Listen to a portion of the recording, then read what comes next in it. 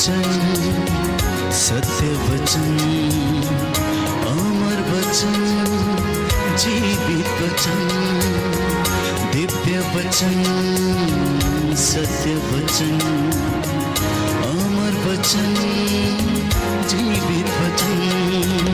साई बाबा बाबा रे बाबा बाबा रे सा रे सा रे सा रे सा रे सा।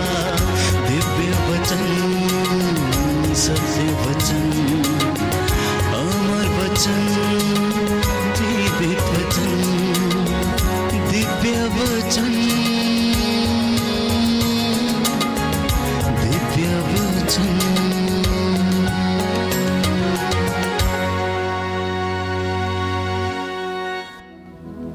प्रिजनों, बाइबल हमें बताती है और एक सवाल हमसे पूछती है कि ईश्वर अपने बच्चों से क्या चाहता है। ईश्वर अपनी प्रजा से और अपने बच्चों से क्या चाहता है। संत पौलुस हमें लिखता है और बताता है कि ईश्वर चाहता है कि माता पिता और दंपतियों की संतानें क्या हों, धर्मी संतानें हों, पवित्र संतानें हों, ईश्वर की आज्ञा मानने वाली संतानें हों, ईश्वर के वचन पर चलने वाली इंसानें हों। पहली बात। दूसरी बात, ईश्वर क्या चाहता है कि आप लोग पवित्र बने, आप लोग पवित्र बने। इन वचनों पर मनन चिंतन करेंगे। तीसरी बात, परमेश्वर अपनी प्रजा से क्या चाहता है कि आप बुराई के बदले बुराई ना करें। सुन रहे हैं आप लोग? लिखते जाइए अपनी डायरी में। आपके जीवन में आशीष आएगी, आप उन्नति करेंगे, आप इधर उधर पास्टरों के पीछे नहीं भागेंगे। जानते हैं क्यों? क्योंकि आप असली चीज़ नहीं जानते हैं, इसलिए दर बदर आप लोग ठोकरे खाते फिरते हैं। लेकिन एक दोहा है, दर बदर भटकने से क्या होगा, वही होगा जो मंजूरे खुदा होगा। याद रखना मेरी बात को। घर पर घर बदलने से कुछ नहीं होगा। यीशु ने कहा, जहां पर तुम हो वहीं पर रहना, जो तुम्हें परोसा जाए वही खा लेना, वहीं पर रहना, उनके रोगियों को चंगा करना, वचन सुनना और सुनाना, वचन को ग्रहण करना और उसके अनुसार जीना। दर बदर भटकना नहीं, घर पर घर बदलते नहीं रहना। आज यहाँ नहीं तो कल वहाँ, परसों यहाँ नहीं तो दूसरे दिन वहाँ। ऐसा करने से कुछ नहीं होगा। तो मैंने कहा, ईश्वर चाहता है कि आपके बच्चे धर्मी बने। दूसरी बात, ईश्वर चाहता है कि आप पवित्र बने। तीसरी बात, ईश्वर चाहता है कि आप बुराई से दूर रहें। और चौथी बात, ईश्वर चाहता है कि आपके जीवन में ईश्वर का भय हमेशा बना रहे और आप उसके मार्गों पर चलें, आत्मत्याग करने वाले बन सकें। अगर मैं एक लिस्ट बनाना चाहूंगा तो एक किताब भर जाएगी, ईश्वर की मर्जी क्या है। और एक सुंदर बात संत पौलुस कहता है कि अगर आप लोगों को ये सब पता नहीं है तो आप लोग पता लगाओ कि ईश्वर को कौन सी बातें प्रिय हैं। ईश्वर को कौन सी बातें प्रिय हैं, आप वो पता लगाओ। आपको तो ये पता है कि आपको कौन सी चीज अच्छी लगती है, लेकिन आज तक हमने ये पता नहीं लगाया कि ईश्वर को कौन सी बात प्रिय है। और संत पौलुस इस बात को स्पष्ट करता है, ये दिन बुरे हैं, ये दिन बुरे हैं। इसलिए आप लोग ये पता लगाते रहें कि ईश्वर को कौन सी बातें प्रिय हैं, जिससे कि आने वाले समय में आप बड़े सामर्थ्य के साथ शैतान की धूर्तता का सामना करने वाले बन सकें। बोलो hallelujah, hallelujah, hallelujah, hallelujah, hallelujah, hallelujah, hallelujah. Hallelujah. परंतु हम कर नहीं पाते हैं। ऐसा क्यों है? हम बार बार इसके विषय में चर्चा करते हैं। क्यों हम परमेश्वर के वचन में नहीं बढ़ सकते हैं? मुझे बताइएगा। क्यों हमें सांसारिक चीजें भटका देती हैं? उसके एक दो कारण हैं। जिसके विषय में बाइबल स्पष्ट करती है। वैसे तो बहुत से कारण हैं, लेकिन मुख्य रूप से क्योंकि हम सांसारिक रीति से चलते हैं, हम सांसारिक दृष्टि से सोचते हैं। और इसके विषय में मैं बार बार आपसे ये कहता हूं कि हम सोचते हैं कि कब हमारे घर में पैसा आएगा, कब हम प्रभु के नाम का भोज रखेंगे, कब हम प्रभु के नाम का भंडारा करेंगे। जब हमारे पास पैसा हो जाएगा, ना पैसा आएगा, ना भंडारा होगा, ना कोई आप काम कर पाएंगे, ना आप दान दे पाएंगे, और ना ही आप पुण्य कर पाएंगे। इसके विषय में बाइबल ये कहती है कि तू धार्मिकता की खोज में लगा रहे, तू मेरी बातों पर चलता रहे। मत्ती का सुसमाचार अध्याय 3 पद संख्या 33 और उससे आगे, और बाकी की चीजें तुझे यूं ही मिल जाएंगी। इंसान की कमी यही है। तो मुख्य रूप से सांसारिक चीजों से और वासनाओं से क्योंकि हम संचालित हैं, इसलिए हम ईश्वर की इच्छा को जानने में असमर्थ हैं। पहली बात, यीशु ने अपने चेलों से कहा, पतरस से कहा कि जाओ समुद्र में बंसी डालो, उसमें जो मछली तुम्हें सबसे पहले मिले उसको तुम निकालना और उसका मुंह खोलना, उसमें से एक सिक्का निकलेगा और तुम उस सिक्के को जाकर क्या करना, टैक्स चुका देना, टैक्स चुका देना। और उससे पहले उन्होंने बोला, सिक्का दिखाया कि ये इसके सिक्के के ऊपर किसकी तस्वीर है, तो उन्होंने कहा सीजर की, अर्थात कैसर की। तो उन्होंने कहा कि जो कैसर का है वो कैसर को दे दो, और जो ईश्वर का है उसे ईश्वर को दे दो। इंसान के जीवन में आज कमी जानते हैं क्यों है? क्योंकि उसने ईश्वर को देना नहीं सीखा। पहली बात, ईश्वर को देना नहीं सीखा, ईश्वर को देना नहीं सीखा। ईश्वर के नाम पर उसके जीवन में कंगाली छाई रहती है, लेकिन बीमारी के लिए अगर उसे बड़े से बड़े अस्पताल में जाना पड़े तो प्यारे भाइयों और बहनों, वो जमीन बेचता है, सब कुछ करता है, सब कुछ लुटा देता है, लेकिन ईश्वर के नाम पर खर्च नहीं करता है। ईश्वर के नाम पर खर्च नहीं करता है। जो उसका है उसे नहीं देता है। अब आप पूछेंगे कि उसका क्या है? उसका तो सब कुछ है, वो हमारी नीयत के लिए तरसता रहता है। आपका पैसा महत्वपूर्ण नहीं है, आपकी नीयत महत्वपूर्ण है। आपकी नीयत महत्वपूर्ण है। कुछ लोग कहते हैं क्यों देना है, काय के लिए देना है, क्यों देना है, कहां देना है, इनके पास तो बहुत है, क्यों देना है। प्यारे भाई और बहनों, परमेश्वर दिल देखता है, बाहरी रूप नहीं देखता। सामुएल के ग्रंथ में हम पढ़ते हैं, जब यिशै के सभी लड़कों को वहां पर प्रस्तुत किया गया तो उसने पूछा एक और है, वो कहां है। उनमें से बहुत सारे लोगों ने सोचा, साउल ने सोचा कि उसे राजा बनाया जाएगा, लेकिन प्यारे भाइयों और बहनों, उसने कहा परमेश्वर तो दिल देखता है। वो लंबी ऊंची चौड़ी कद काठी नहीं देखता है, वो हमारी नीयत देखता है कि आपकी नीयत कैसी है। जब आप उसके द्वार पर जाते हैं, मंदिर में जाते हैं, किसी की सेवा करने का मौका मिलता है, अनाथ आश्रम में जाने का आपको मौका मिलता है, गरीब की सेवा करने का आपको मौका मिलता है, तो प्रभु उस वक्त वहां पर आपकी नीयत देखता है। यात्रा करते समय भीड़ में या बस में या ट्रेन में अगर कोई ज़रूरतमंद आपके पास आ जाता है जिसे वास्तव में आपकी सहायता की ज़रूरत है, वहाँ हमारी नीयत की झलक जो है नज़र आती है।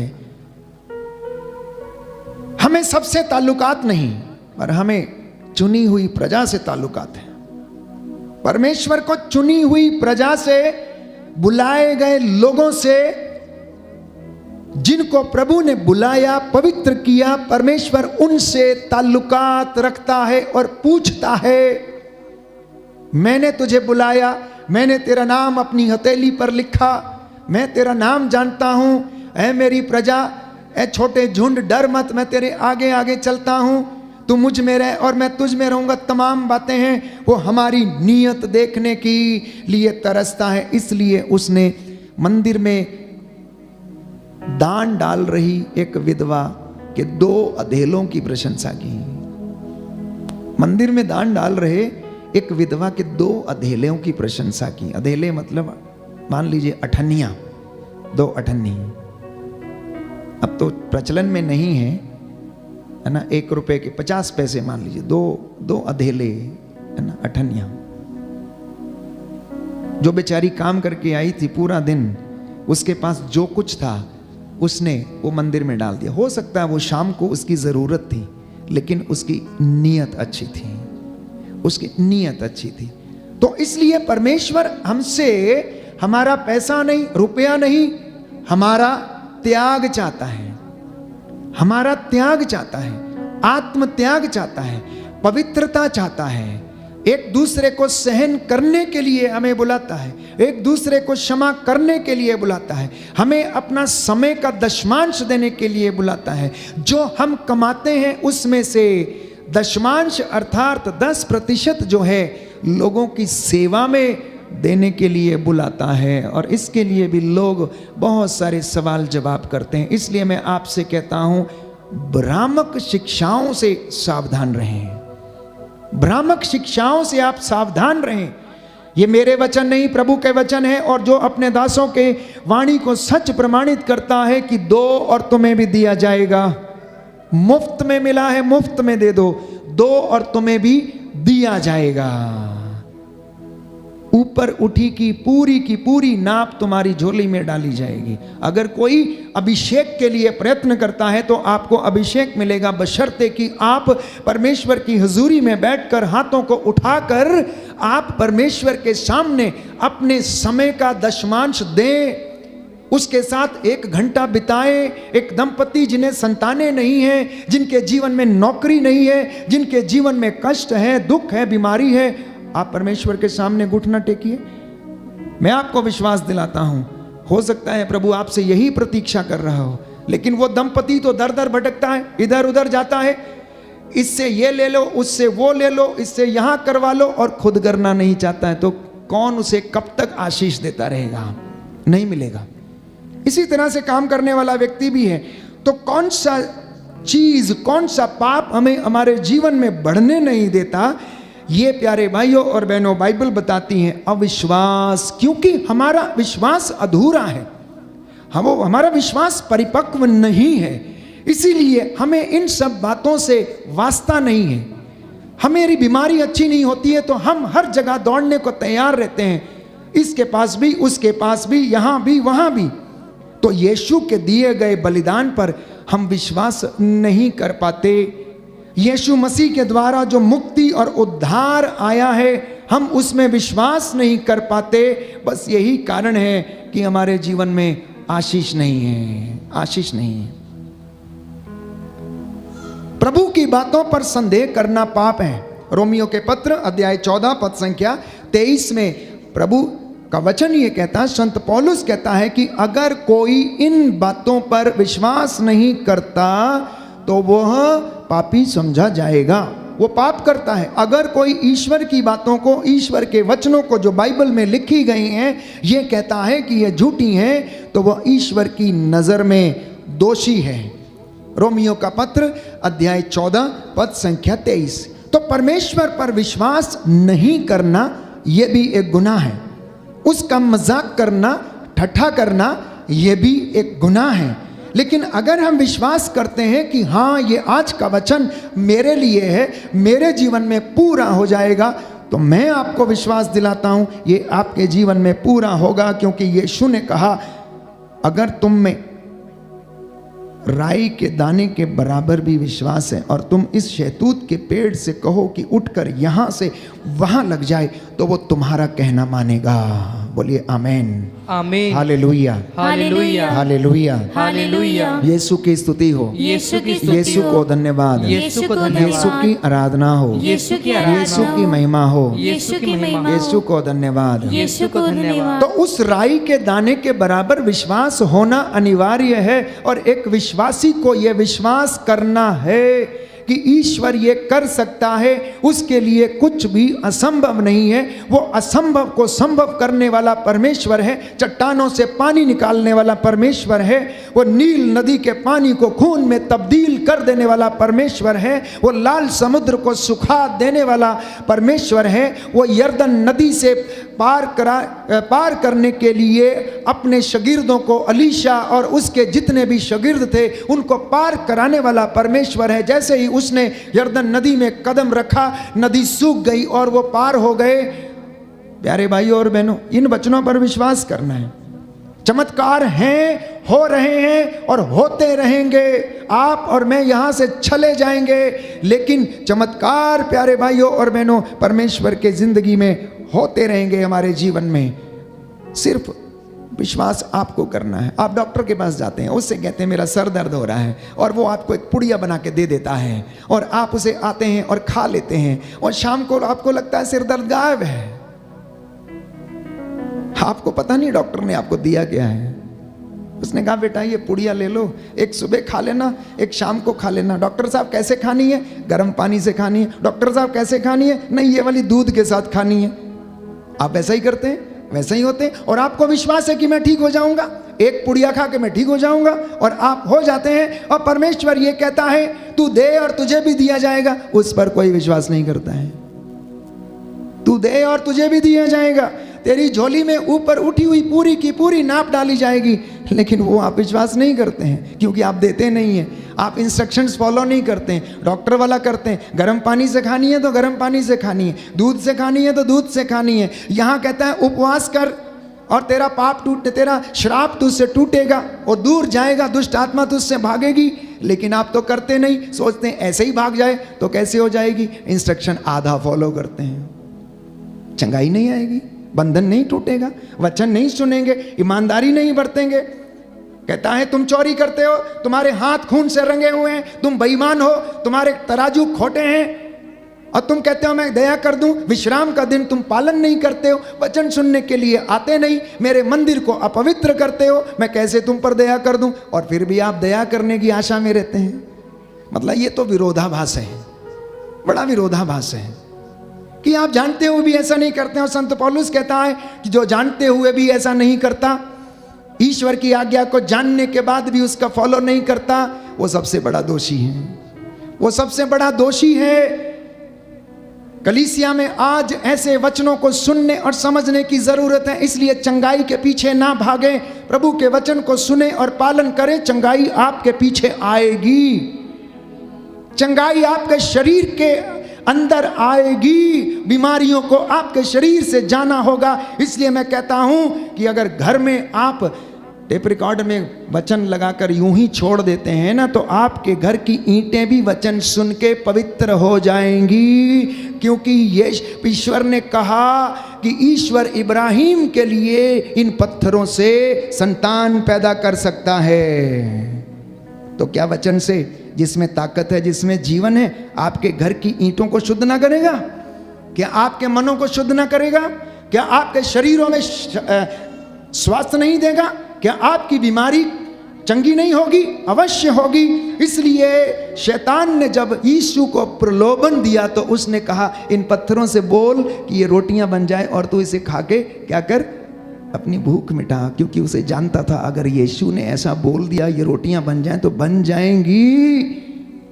ये है वचन की ताकत, ये है वचन की ताकत। प्यारे भाई और बहनों, जो वचन आप सुनते हैं इन्हें कम से कम अपने हृदय में संजो के लेके जाएं, अपने पल्ले में बांध कर लेके जाएं, इन्हें लिख के लेके जाएं। और मैंने आपके लिए एक वचन पढ़ा विधि विवरण ग्रंथ से। प्यारे भाइयों और बहनों, जो वचन मैं आज तुम्हें सुना रहा हूं वो तुम्हारे हृदय पर लिखे जाएं, कहीं और जगह पर नहीं, हृदय पर लिखे जाएं, क्योंकि इन पर तुम्हारा जीवन निर्भर है।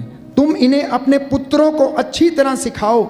घर में बैठते या राह चलते समय, शाम को लेटते या सुबह उठते समय इनकी चर्चा किया करो। अब शाम को लेटते समय आपका मोबाइल आपको छोड़ता नहीं है, तो आप इस वचन की कैसे चर्चा करोगे? कैसे चर्चा करोगे? राह चलते समय प्रभु का वचन कहता है कि इसको तुम लोग क्या किया करो, चर्चा किया करो। सुबह उठते ही या तो अखबार हमारे हाथ में होता है या हमारा मोबाइल हमारे तकिए के नीचे से या फिर बाजू वाली टेबल से बाहर आता है।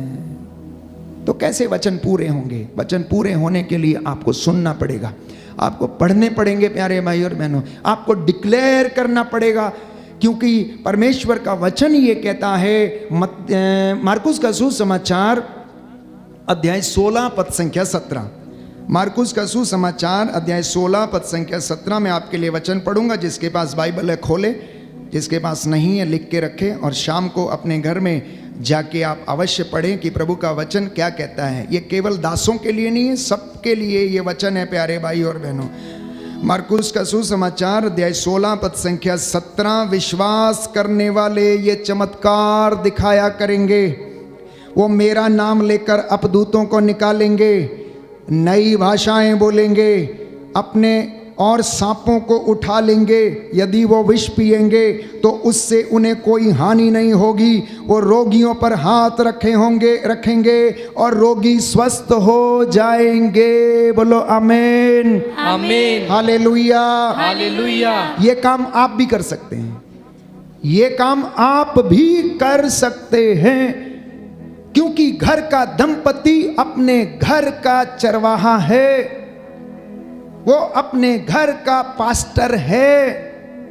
एक पिता जो घर का मुखिया है, उसका ये कर्तव्य है कि ईश्वर के वचनों को बच्चों के साथ बांटे, पत्नी के साथ बांटे, घर में बांटे। सबसे पहले वचन, उसके बाद दूसरे काम। शाम को काम से लौटकर कुछ समय बैठकर प्रभु के वचन को पढ़ें, कलाम को पढ़ें और सुनाएं, और विश्वास करके अगर आपका बेटा बीमार है हाथ रख दो तो वो चंगा हो जाएगा। यीशु के नाम पर, अपने नाम पर नहीं, यीशु के नाम पर, क्योंकि ये बाइबल इस विषय को स्पष्ट करती है कि जो विश्वास करेगा, केवल चुने हुए दास नहीं, यहां साफ साफ लिखा है विश्वास करने वाले लोग चमत्कार दिखाया करेंगे।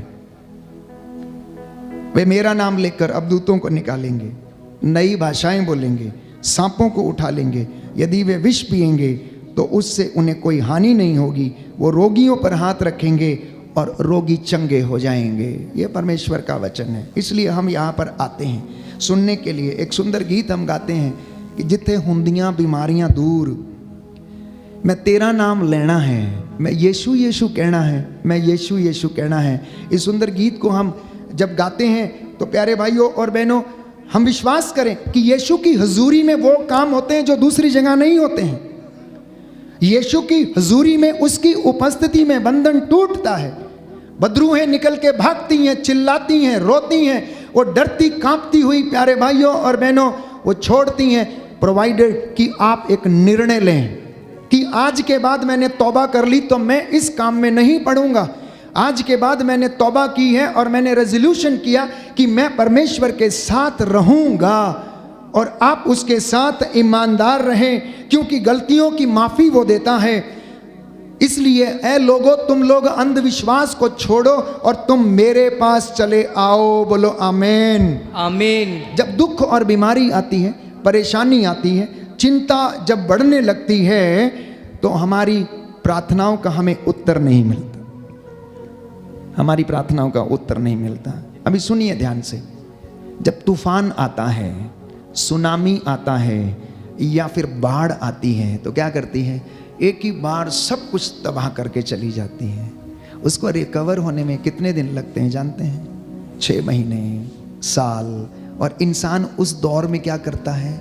मेहनत करता है, पसीना बहाता है, फिर से नया घर बनाने की कोशिश करता है। हमारा जीवन भी ऐसा ही है। जो लोग गुनाह में थे, जो लोग इधर उधर लोगों के पीछे, बाबा तांत्रिकों के पीछे भाग रहे थे, जब सब कुछ उनका उजड़ जाता है तो वो एक फेज जो है जिंदगी तबाह कर देता है। अब उसको रिकवरी के लिए जब हम प्रभु के पास आते हैं तो प्रभु हमें रिकवरी दिलाता है, पूरी की पूरी रिकवरी दिलाता है। यीशु केवल ऐसा नहीं करता है कि हमें ये चीज़ चाहिए और हमें दे दिया। यीशु हमें पूरा का पूरा रिकवर कराता है, A to Z, जो हमारा खो गया था। और इसका सबसे अच्छा उदाहरण अय्यूब के ग्रंथ में है। शैतान ने उसकी परीक्षा ली, सब कुछ खत्म कर दिया, उसके ऊंट, गधे, घोड़े, खच्चर, उसकी भेड़ें, उसके बच्चे, सब कुछ तबाह कर दिया। और उसके अगले वचन में कहता है उसे डबल मात्रा में वापस दिया। क्यों?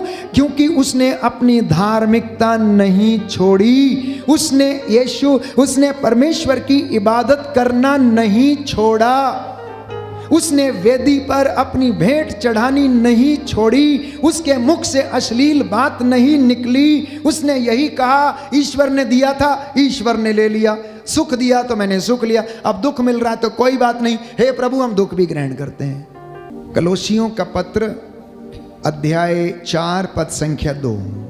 अगर आप उन्नति करना चाहते हैं, चाहे वो आर्थिक हो, चाहे आत्मिक हो, चाहे वो रिश्तों की हो, चाहे वो धर्म में हो, या चाहे वो किसी भी काम में अगर आप बढ़ना चाहते हैं, तो सबसे पहली बात संत पौलुस हमें लिखता है, पवित्र वचन कहता है कि आप लोग सजग होकर प्रार्थना करें। क्या कहता है? सजग होकर प्रार्थना करें। एक विश्वासी के घर में प्रार्थना का दीपक सदा जलते रहना चाहिए, अन्यथा वो घर उजड़ जाएगा।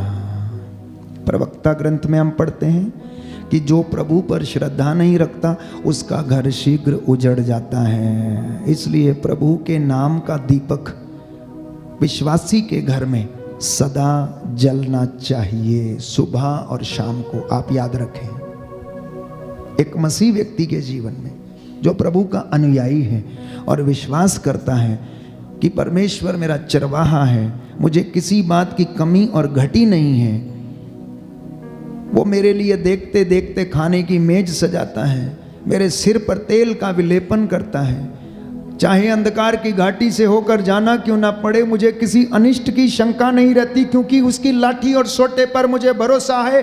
तो एक विश्वासी दंपति को, एक प्रभु को मानने वाले व्यक्ति के घर में सुबह शाम परमेश्वर की नाम की बंदगी का होना अनिवार्य है। ये मसीह लोग इसके लिए बुलाए गए हैं, आप ये करने के लिए बुलाए गए हैं। इसलिए परमेश्वर का वचन ये कहता है, मैंने तुम्हें राष्ट्रों से अलग कर लिया है। किस काम के लिए? सिर्फ मेरी हजूरी में रहने के लिए, सिर्फ मेरी हजूरी में रहने के लिए। इसलिए संत पौलुस कहता है कि आप प्रार्थना में सजग होकर कहने का मतलब है जानकर, आप लोग जानते हुए कि ये काम परमेश्वर ने आपको सौंपा है, ये कोई जबरदस्ती नहीं है, ये आदेश है, ये जिम्मेदारी है, ये पवित्र वचन का संदेश है प्यारे भाइयों और बहनों, जो परमेश्वर आपको देना चाहता। अगर आप प्रार्थना नहीं करेंगे तो आपके पास कुछ नहीं होगा। बाइबल कहती है आप लोग प्रार्थना नहीं करते, इसलिए आपके पास कुछ नहीं है। आपके पास कुछ नहीं है। जो प्रार्थना करता है उसके पास सब कुछ है। सब कुछ कहने का मतलब यह है, एक सुंदर दोहा है, जब मैं छोटा था हिंदी में पढ़ा करता था, जब आवे संतोष धन सब धन धूलि समान। वो धन की आवश्यकता है और वो हमें केवल परमेश्वर दे सकता है, कोई नहीं दे सकता। दुनिया का कोई व्यक्ति आपको खुश नहीं कर सकता। दुनिया की कोई ताकत प्यारे भाइयों और बहनों आपको खुश नहीं कर सकती। केवल और केवल इस पृथ्वी को बनाने वाला, चलाने वाला परमेश्वर, जो सब जगह विद्यमान है, जो सच्चा है, जो पवित्र है, आपके बंधनों को तोड़ सकता है और आपको वो संतुष्टि प्रदान कर सकता। ये आज का पहला परामर्श है प्रभु की ओर से। और दूसरा परामर्श वचन अध्याय 4 पद संख्या 5 कलोसियों की पत्री की, आप लोग वर्तमान समय से पूरा लाभ उठाए हैं। आज आप यहां हैं तो आज के वचन से आप पूरा लाभ उठाएं। आप 1-2 घंटे हमारे साथ हैं, जो वचन आप सुन रहे हैं, जो बंदगी आप कर रहे हैं, जो तौबा आप कर रहे हैं, इसका पूरा लाभ उठाएं। आज अपने पुराने जीवन को छोड़ें, त्यागें, प्रभु से वादा करें और प्रभु के पास लौट कर चले आएं और वो आपके पास लौट कर चला आएगा। आगे लिखा है, आपकी बातचीत सदा मनोहर हो और सुरुचिपूर्ण हो। आप लोग प्रत्येक व्यक्ति को समुचित उत्तर देना सीखें तो आपके जीवन में उन्नति आएगी। मैं समझता हूं कि शायद समझ में आया है कि आपकी बात मीठी हो, आपसे जो बात करने वाला हो उसको भी आप क्या करें, सुरुचिपूर्ण उत्तर दें, एक के बदले चार ना सुनाएं। ये आत्मिक उन्नति में बढ़ने का प्यारे भाई और बहनों फॉर्मूला है। तीसरा वचन कलोसियों का पत्र अध्याय 3 पद संख्या 19, पति अपनी पत्नियों को प्यार करें और उनके साथ कठोर व्यवहार ना करें, और इसी के साथ पत्नियां पतियों के अधीन रहें, तो आपके आत्मिक जीवन में उन्नति होगी। रिश्ते में खटास नहीं होगी, वहाँ पर शक नहीं होगा, वहाँ पर पवित्र आत्मा का निवास रहेगा। ये आपको आत्मिक उन्नति देगा, ये आपके परिवार में उन्नति देगा, आपके बच्चों के रिश्ते अच्छे होंगे, आपके और माता पिता के और बच्चों के बीच में क्या होगा, रिश्ता सुदृढ़ होगा। चौथी बात अध्याय 3 पद संख्या 20 में, मैं कलोसियों के पत्र से पढ़ रहा हूं आपके लिए, बच्चे सभी बातों में अपने माता पिता की आज्ञा माने, प्रभु इससे प्रसन्न होता है। दाहिना हाथ उठाकर मेरे पीछे दोहराएंगे, पवित्र वचन कहता है, पवित्र वचन कहता है, कलोसियों का पत्र अध्याय 3 पद संख्या 20, बच्चे सभी बातों में अपने माता पिता की आज्ञा माने, प्रभु इससे प्रसन्न होता है। Hallelujah, hallelujah. ये पारिवारिक और आत्मिक उन्नति के लिए परामर्श है जो संत पौलुस हमें दे रहा। प्यारे भाई और बहनों, आज्ञा मानने का मतलब है कि ईश्वर की इच्छा को पूरी करना, और वहीं दूसरी ओर वचन कहता है कि माता पिता अपने बच्चों को खिजाया ना करें, जिससे कि उनका मन टूट ना जाए, उनका मन ना टूट जाए। खिजाया ना करें, उनका मन ना टूट जाए। पांचवा वचन है पद संख्या 22 में कि आप लोग जो भी कार्य करें मन लगाकर करें। मेहनत करते हैं तो मन लगाकर करें, प्रार्थना करते हैं तो मन लगाकर करें, आंसू बहाते हुए करें, प्रभु के सामने गिड़गिड़ाते हुए करें। शोक गीत अध्याय 2 पद संख्या 19 और उससे आगे लिखा है कि आपके आंसू रुके नहीं, नदी की तरह बहते रहें, जिससे कि और आप अपने बच्चों के प्राण रक्षा के लिए प्रभु से दुहाई दें। पांचवी बात है कलोसियों का पत्र अध्याय 3 पद संख्या 5, अपने शरीर में पृथ्वी की बातों का दमन करें, आपके जीवन में उन्नति आएगी। पृथ्वी की बातें कौन सी हैं?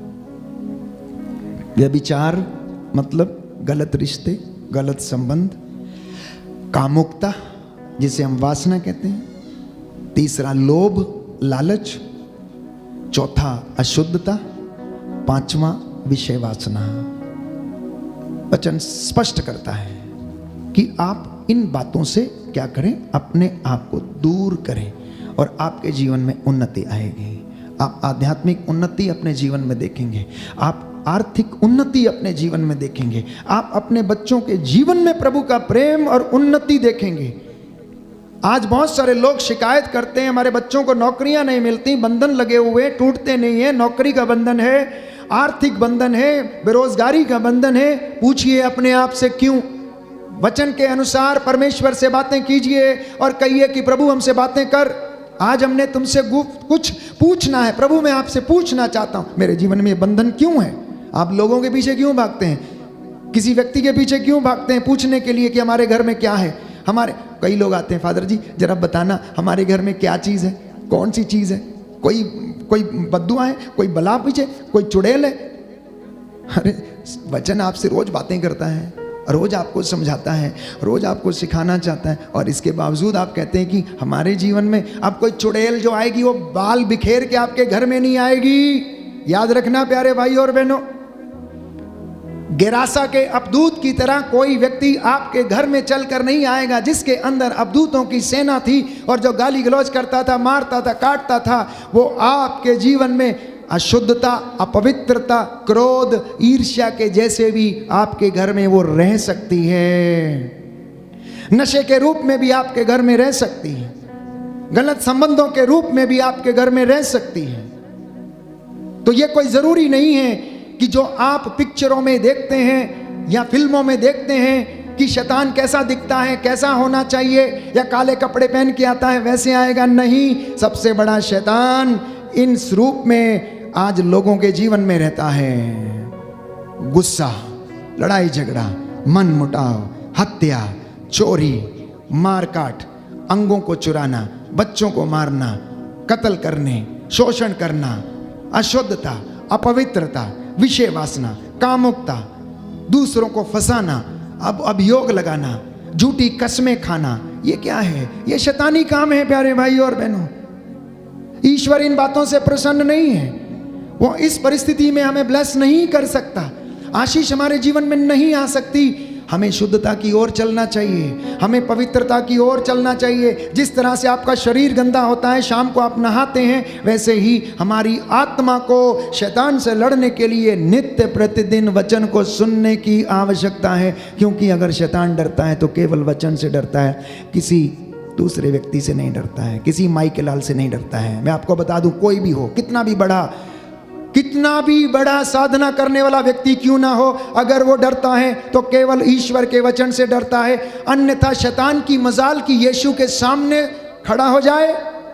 यीशु के सामने खड़ा हो गया, जानते हैं आप, यीशु के सामने खड़ा हो गया। जो व्यक्ति, जो शैतान यीशु के सामने खड़ा हो सकता है, वो आपके सामने तो दिन भर नाचेगा प्यारे भाई और बहनों, आपको लुभाएगा, दिखाएगा, ये देखो इतना बड़ा, ये इनाम इतना बड़ा, आज इतने डाले हैं इतने मिलेंगे, देखो ये दिखाएगा। उसकी इतनी हिम्मत है प्यारे भाई और बहनों। इसलिए परमेश्वर के खौफ में रहना हमेशा। और संत पौलुस कहता है ये सारी बातें मूर्ति पूजा के समान है। छठवीं बात कहता है, इन सब बातों के कारण ईश्वर का कोप आप लोगों पर भड़क उठता है। अगर कोई व्यक्ति इन बातों में रहता है तो ईश्वर का कोप उन पर आन पड़ता है। इसलिए आप लोग क्रोध, उत्तेजना, द्वेष, परनिंदा, अश्लील बातचीत, ये सब एकदम छोड़ दें और कभी एक दूसरे से झूठ ना बोलें। Hallelujah, hallelujah. दाहिना हाथ उठाकर वचन दोहराएंगे। प्रभु का वचन कहता है, प्रभु का वचन कहता है, आप लोग क्रोध, उत्तेजना, द्वेष, परनिंदा और अश्लील बातचीत, यह सब एकदम छोड़ दें। कभी एक दूसरे से झूठ ना बोलें। आप लोग पवित्र बने, व्यभिचार से दूर रहें। यह ईश्वर की इच्छा है। आमीन, हालेलुया। सातवीं बात, हमारी आत्मिक और पारिवारिक उन्नति के लिए, आर्थिक उन्नति के लिए, सामाजिक उन्नति के लिए, थिस्सलुनीकियों का पत्र अध्याय 4 पद संख्या 9, ईश्वर नहीं चाहता कि हम उसके कोप भाजन बने। क्या नहीं चाहता? वो नहीं चाहता कि हम उसके गुस्से के शिकार बने, उसका क्रोध हम पर भड़क उठे, परंतु वो क्या चाहता है? प्रभु ईसा मसीह में आप सब लोगों की मुक्ति चाहता है, आप सब लोगों को आजाद करना चाहता है। इसलिए पूर्वजों से चली आई निरर्थक जीवनचर्या के लिए क्या करते रहें? प्रायश्चित करते रहें, प्रार्थना करते रहें, और इस बात का ध्यान रखें कि कोई भी बुराई के बदले बुराई ना करें, क्योंकि आप लोग बुलाए गए हैं, आप लोग चुने गए हैं, आप लोग पवित्र किए गए हैं, आप राष्ट्रों में से अलग किए गए लोग हैं। यूं ही नहीं है, आप मामूली लोग नहीं हैं, आप साधारण लोग नहीं हैं। वचन हमें बताता विधि विवरण ग्रंथ में, मैंने तुम्हें सिर बनाया है, पूंछ नहीं बनाया। मैंने तुम्हें सिर बनाया, तुम्हें पूंछ नहीं बनाया। मैंने तुम्हें नेता बनने के लिए चुना है, मैंने तुम्हें लोगों के आगे चलने के लिए चुना है और बुलाया है। और अगर तुम ऐसा नहीं करते तो तुम अपनी ही खाओगे, अपने ही किए का दंड भुगतोगे। कहता मैंने तुम्हें क्या बनाया है? नेता बनने के लिए बुलाया है। मैंने तुम्हें सिर बनाया है, पूंछ नहीं बनाया है। कितनी सुंदर बात है मसीहों के विषय में, अनुयायियों के विषय में, मसीहों के विषय में। इसलिए आप लोगों को तो फक्र करना चाहिए कि आपका परमेश्वर जो जिंदा खुदा है, या इब्राहिम, इसहाक और याकूब का परमेश्वर है, नित्य प्रतिदिन हम में इस प्रकार की हिम्मत, हौसला हमें प्रदान करता है, आशा हमें देता है कि आप लोग तो आगे बढ़ने के लिए बुलाए गए हैं, आप लोग नेता बनने के लिए बुलाएं, आप किसी के पीछे चलने के लिए नहीं बुलाएं, क्योंकि यहोवा परमेश्वर आपके साथ रहकर आपके आगे आगे चलता है, वो आपकी रक्षा करता है। प्यारे भाई और बहनों, ये साधारण वचन नहीं है जो आज वचन सुनाए जा रहे हैं। माताएं, भाई और बहनें, अपने हृदय पर लिखो इसको। आप लोग आगे चलने का मतलब है आप परमेश्वर के कलाम में बढ़ो, इसको अपने हृदय पर लिखो, अपने घर की चौखटों पे लिखो, रोज इसको पढ़ो। पढ़ नहीं सकते हैं तो कम से कम आजकल YouTube में अवेलेबल है, आप सुनो, आराधना में आप लोग भाग लो, पवित्र शास्त्र को आप अपनाओ और आपके जीवन से हर प्रकार की गंदगी ये दूर करेगा, हर प्रकार की गंदगी ये दूर करेगा। इत्तेफाक से विडंबना ये रही कि लोगों ने प्रभु के वचन को अभी तक स्वीकार नहीं किया, ग्रहण नहीं किया, वचन नहीं जानते क्योंकि उन्होंने पढ़ा नहीं। इसलिए मैं आपसे कहता हूं, आप खुद वचन पढ़ें, आप खुद वचन पढ़ें। बाइबल हमें बताती है कि आप लोग बुराई के बदले बुराई ना करें। अध्याय 5 पद संख्या 16 थिस्सलुनीकियों का पत्र, प्रभु कहता प्रसन्न रहें, हमेशा प्रसन्न रहें, दुख में न रहें। मसीह लोग, they are not the people, वो ऐसे लोग नहीं हैं कि जो नाखुश रहने के लिए बुलाए गए हैं। मसीह लोग आशावादी लोग हैं, मसीह लोग प्रसन्न होने के लिए बुलाए गए। हर परिस्थिति में, दुख में, कष्ट में, परेशानी में परमेश्वर का धन्यवाद करते जाएं और वो आपको प्यारे भाइयों और बहनों आशीष देगा। वचन कहता है प्रसन्न रहें और निरंतर प्रार्थना करते रहें, सब बातों के लिए ईश्वर को धन्यवाद दें, क्योंकि ईसा मसीह के अनुसार आप लोगों के विषय में ईश्वर की यही इच्छा है। अंगीकार करें, दाहिना हाथ उठाकर मेरे पीछे बोले, थिस्सलुनीकियों का पत्र, थिस्सलुनीकियों का पत्र, अध्याय 5 पद संख्या 16, प्रभु का वचन कहता है, प्रभु का वचन कहता है, प्रसन्न रहें, प्रसन्न रहें और निरंतर प्रार्थना करते रहें, और निरंतर प्रार्थना करते सब रहें, बातों के लिए, सब बातों के लिए ईश्वर को धन्यवाद दें, ईश्वर को धन्यवाद दें, क्योंकि ईसा मसीह के अनुसार, क्योंकि ईसा मसीह के अनुसार आप लोगों के विषय में, आप लोगों के विषय में ईश्वर की यही इच्छा है। ईश्वर की यही इच्छा है। Hallelujah, hallelujah. अब माताएं और बहनें और बच्चे रोते ना रहें, हाय मेरा लुट गया, हाय मेरा गायब हो गया, हाय मेरा ये हो गया, हाय मेरा हो गया, हाय मेरा भाग्य फूटा है, हाय मेरी किस्मत ही माड़ी है, हाय मेरा तो ऐसा हो गया, अच्छा होता ऐसा हुआ ही नहीं होता, अच्छा होता मैं इसके साथ शादी ही नहीं करती, अच्छा होता हमारे फेरे ही नहीं होते, अच्छा होता हमारी शादी नहीं हुई होती। ये कोई फायदा नहीं करने से। प्रभु कहता है आप लोग प्रसन्न रहें, धन्यवाद दें। अक्सर दंपतियों में झगड़ा इसीलिए होता है, छोटी छोटी बात पर नोकझोंक होती रहती है ना। और ये सबसे पहली बात, अच्छा होता कि तुम्हारे साथ मेरे बंधन ही ना जुड़े होते हैं, मैं तेरे बगैर ही अच्छी थी। हो सकता कोई लूला लंगड़ा मिल जाता वो अच्छा था, तेरे से मिलने वाले से तो अच्छा है कि वो मिल जाता हमें। ये औरतों की बातें, आदमियों की बातें, वो भी वैसे ही बोलता है। ये मसीह लोग इन बातों के लिए नहीं बुलाए गए हैं। प्रभु कहता है तुम में से बहुत सारे लोग अपने कुकर्मों के कारण बीमार पड़े हो, मेरे कारण नहीं। मैं तो चाहता हूं कि हर व्यक्ति मुक्ति प्राप्त करे। मैं चाहता हूं कि मेरी संतानें, मेरी बच्चे आशीष प्राप्त करें। बोले आमेन, आमेन, हालेलुया, यीशु की स्तुति हो, यीशु की स्तुति हो। एक वचन है भजन संहिता 115, भजन संहिता 115 पद संख्या 14, जिसके पास बाइबल है खोले कि प्रभु हमसे कितना प्रसन्न रहता है और हमें क्या आशीष वो देना चाहता है। भजन संहिता 115 पद संख्या 14, ये प्रभु की इच्छा आप लोगों के विषय में और हमारे लिए क्या है। वो चाहता है, 12 से मैं आपके लिए पढ़ूंगा। प्रभु हमको याद करता है। क्या करता है? हमें याद करता है। प्रभु हमको याद करता है। अब अपने आप से पूछना, क्या आप उसको याद करते हो? क्या आप उसको याद करते हो? आगे लिखा है वो हमें आशीर्वाद प्रदान करेगा। उसके बाद लिखा है वो हारून के घराने को आशीर्वाद प्रदान करेगा। वह प्रभु के श्रद्धालु भक्तों को आशीर्वाद प्रदान करेगा, चाहे वो छोटे हों या बड़े हों। जिसने पृथ्वी और स्वर्ग को बनाया है वही प्रभु तुम्हें आशीर्वाद प्रदान करे।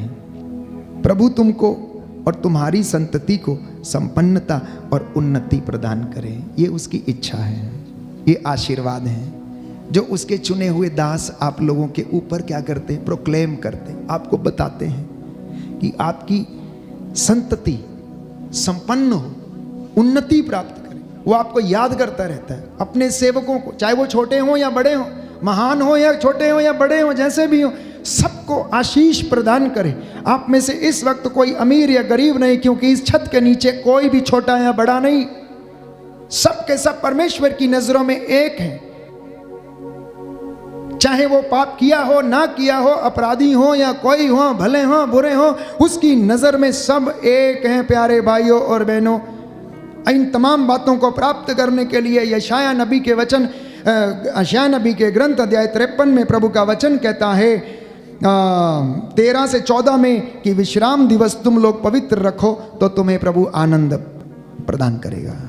बोलो आमीन, आमीन, आमीन। दाहिना हाथ उठाकर बोलेंगे हालेलुया, हालेलुया। हे प्रभु, हे प्रभु, मैं आपके विश्राम दिवस को, मैं आपके विश्राम दिवस को पवित्र रखूंगा, पवित्र रखूंगा। आमीन, आमीन, आमीन, आमीन। इस विषय में मैं आपसे एक बात कहना चाहता हूं कि आप ईश्वर को अपना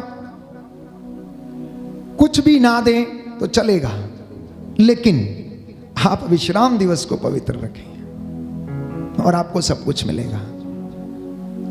सिर्फ आप हुक्म पर्व के दिन मंदिर में आकर उसके सामने घुटना टेक कर अपनी भेंट प्रभु के सामने ले आए, जो धन्यवाद और प्रायश्चित की हो, और उसकी वेदी पर आप समर्पित करें। भेंट कौन सी? सब कुछ तो उसका दिया हुआ है, हमारा दिया हुआ क्या है?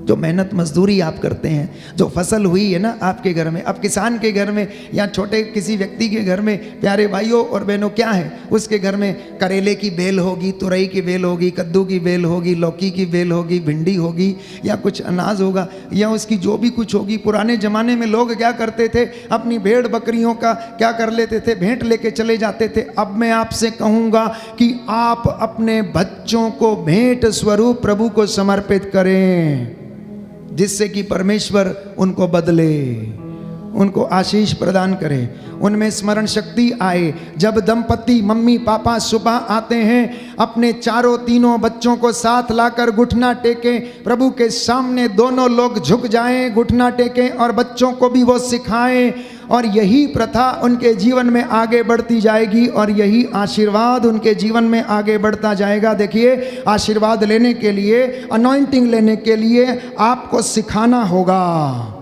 आपको मेहनत करना होगा, नहीं तो ये नहीं रहेगी। वचन को समझिए, थोड़ी गहराई में जाते हैं कि जब परमेश्वर ये कहता है कि मैं 1000 पीढ़ियों तक तुझे आशीष प्रदान करूंगा, तो इसका मतलब क्या है? इसका मतलब यह है कि आज मम्मी पापा ने अपने बच्चों को यह सिखा दिया कि प्रभु से आशीष लेने का तरीका क्या है, और घुटना टेक कर उनको सिखा दिया। कल वो बड़े होंगे, वो काम यही प्रथा जारी रखेंगे, उनकी शादियां होगी, अपने बच्चों को भी यही सिखाएंगे। पीढ़ी दर पीढ़ी उनके मन में, उनकी आत्मा में, शरीर में परमेश्वर का खौफ रहेगा, वचन उनके जीवन में रहेगा, और इस तरह से उनकी पीढ़ियां आशीष प्राप्त करती रहेंगी।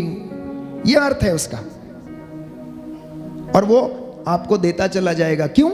क्योंकि वो सारी संतति, सारी पीढ़ियां परमेश्वर के प्रति ईमानदार रहेंगी।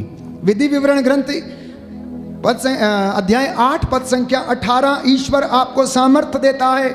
अध्याय 28 पद संख्या 12 में, तुम जो कुछ करोगे वो सब कुछ सफल होगा। बोलो आमीन, आमीन, हालेलुया, हालेलुया, हालेलुया, हालेलुया। ये आज का वचन है आप सबके लिए। अंत में प्यारे भाइयों और बहनों, यदि आज जितने भी वचन सुनाए गए हैं अगर आपके हृदय में अंकित हैं, और यदि आपने स्वीकार कर लिया है, तो आप जो कुछ भी करेंगे वो सफल होगा। बोलो आमीन, आमीन, हालेलुया। हालेलुया।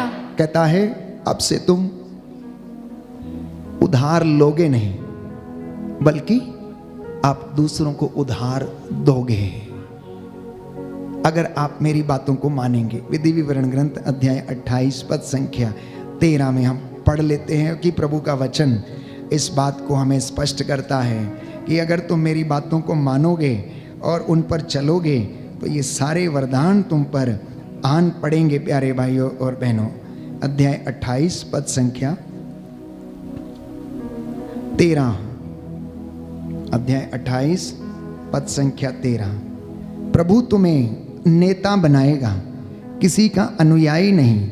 यदि तुम मेरे द्वारा अपने को दी गई प्रभु अपने ईश्वर की आज्ञाओं का सावधानी से पालन करोगे और अन्य देवताओं की सेवा और पूजा करने से उन नियमों से जरा भी विचलित नहीं होगे जिन्हें आज मैं तुम्हें दे रहा हूं, तो तुम्हारी अवनति नहीं बल्कि उन्नति होगी।